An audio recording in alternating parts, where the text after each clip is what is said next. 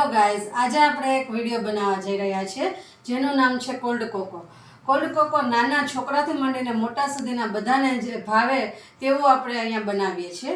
ગરમીની સિઝનમાં ઠંડુ ઠંડુ પીવાનું મન થાય ત્યારે આપણે આ કોલ્ડ કોકો બનાવીએ છીએ. ઓકે ફ્રેન્ડ્સ, હવે કોલ્ડ કોકોના ઇન્ગ્રેડિયન્ટ્સ એટલે કે સામગ્રી જોઈએ તો એમાં આપણે 1 લીટર દૂધ લઈએ છીએ. ફૂલ ફેટવાળું અમૂલનું દૂધ લીધેલું છે. અહીંયા તમે કોઈ પણ દૂધ લઈ શકો છો. અત્યારે મેં અહીંયા અમૂલનું દૂધ લીધું છે. હવે તેમાંથી હું અહીંયા 200 ml આ બાઉલમાં કાઢી લઉં છું. પછી આપણે તેમાં કોકો પાવડર નાખીશું, કસ્ટર્ડ પાવડર નાખીશું અને ખાંડ નાખીશું.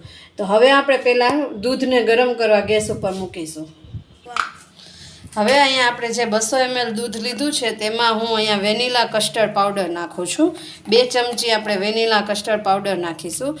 અહીંયા તમે કસ્ટર્ડ પાવડરની જગ્યાએ કોર્નફ્લોર પણ નાખી શકો છો. ઓકે, પછી આપણે તેમાં 3 ચમચી ચોકો પાવડર નાખીશું.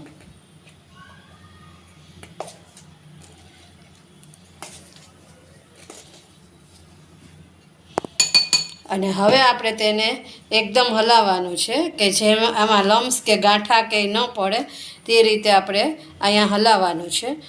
પછીથી આપણે દૂધ ગરમ મૂક્યું છે તેમાં ઉમેરીશું. ઓકે ફ્રેન્ડ્સ, હવે અહીંયા આપણું જે મિશ્રણ આપણે ભેગું કર્યું હતું દૂધમાં તે કસ્ટર્ડ પાવડર અને ચોકલેટ પાવડર તે બંને આપણે એકદમ હલાવી લીધું. તમે જોઈ શકો છો કે હવે આપણે અહીંયા લમ્સ કે ગાંઠા કે કંઈ જ નથી. આ રીતે આપણે મિક્સર તૈયાર કરવાનું છે. હવે બોલતી નહીં. અહીંયા આપણે તમે જોઈ શકો છો કે દૂધનો ઉભરો આવી ગયો છે. હવે અહીંયા આપણે દૂધનો ઉભરો આવી ગયો છે. હવે આપણે જે કસ્ટર્ડ ને ચોકલેટનું જે મિશ્રણ હતું તે આપણે આમાં નાખી દઈશું.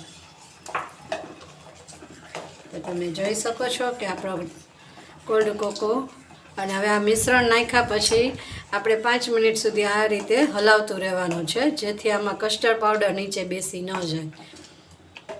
અને હવે આપણે તેમાં અડધી વાટકી ખાંડ લઈએ છીએ, તેને આપણે નાખી દઈશું.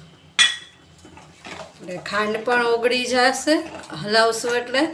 અને આ રીતે હલાવવાથી નીચે કસ્ટર્ડ પાવડર કે ચોકલેટ પાવડર બેસે નહીં એનું ધ્યાન રાખવાનું.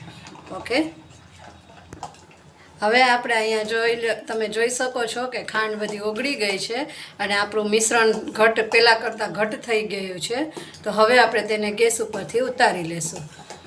આપણે અહીંયા હવે ચોક્કસ રેડી થઈ ગયું છે. હવે આપણે આ ઠરશે પછી તેને આપણે ફ્રીઝમાં રાખીશું. 2 કલાક આપણે એને ફ્રીઝમાં સેટ કરવા રાખીશું. ફાઇનલી અહીંયા આપણો કોલ્ડ કોકો રેડી છે. તો આપણે આ સર્વિંગ ગ્લાસમાં ભરીએ છીએ. ઓકે ફ્રેન્ડ્સ,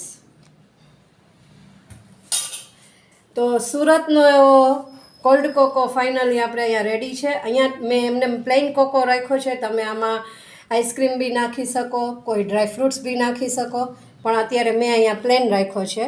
તો તમારે કંઈ પણ નાખવું હોય તો તમે નાખી શકો છો. ઓકે ફ્રેન્ડ્સ, તો તમને મારો આ વિડીયો ગમ્યો હોય તો લાઇક, શેર, સબસ્ક્રાઈબ કરજો અને મારી ચેનલને સબસ્ક્રાઈબ કરવાનું જરા પણ ન ભૂલતા. ઓકે, તો નેક્સ્ટ વિડીયોમાં મળશું.